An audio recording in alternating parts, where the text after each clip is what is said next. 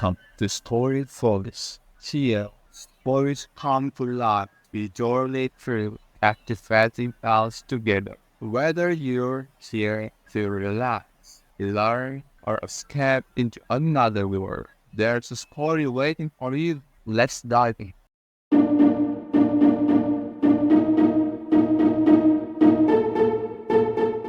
The first philosophers we know of is Thales, who came from Miletus, a Greek colony in Asia Minor.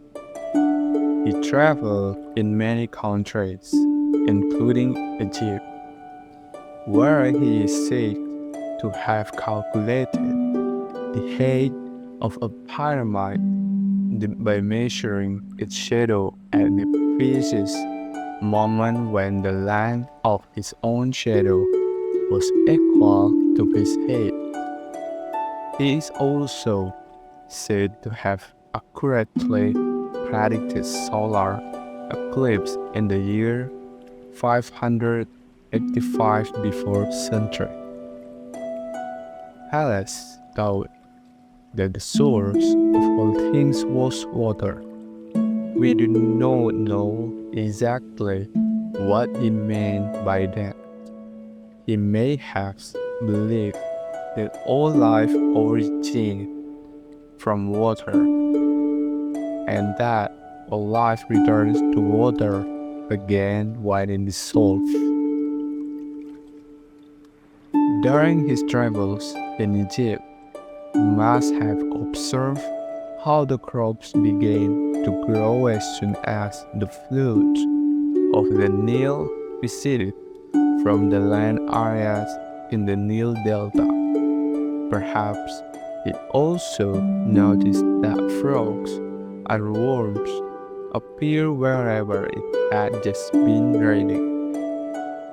It is likely that Thales thought about the way water turns to ice or vapor and then turns back into water again. Thales is also supposed to have said that all things are full of God. What he meant by that we can only surmise. Perhaps seeing how the black earth was the source of everything, from flowers and crops to insects and cockroaches. He imagined that the earth was filled with tiny invisible life germs. One thing is certain, he was not talking about Homer's gods. Next philosopher we hear of is Anaximander, who also lived in Miletus at about the same time as Thales. He thought that our world was only one of a myriad of worlds that evolve and dissolve in something he called the boundless. It is not so easy to explain what he meant by the boundless, but it seems clear that he was not thinking of a known substance in the way that Thales had envisaged. Perhaps he meant that the substance, which is the source of all things, had to be something other than the things created. Because all created things are limited, that which comes before and after them must be boundless. It is clear that this basic stuff could not be anything as ordinary as water. A third philosopher from Miletus was Anaximenes. He thought the source of all things must be air or vapor. Anaximenes was of course familiar with Thales' theories of water. But where does water come from Anaximenes thought that water was condensed air.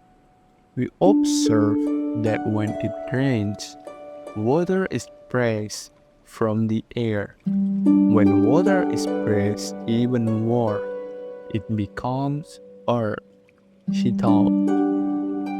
He may have seen how earth and sand were pressed out of melting ice.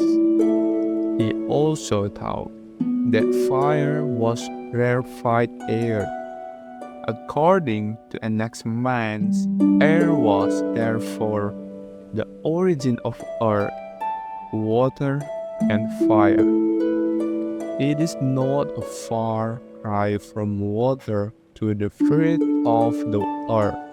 Perhaps Anaximenes thought that earth, air, and fire were all necessary to the creation of life, but that the source of all things was air or vapor. So, like Thales, he thought that there must be an underlying substance that is the source of all natural change.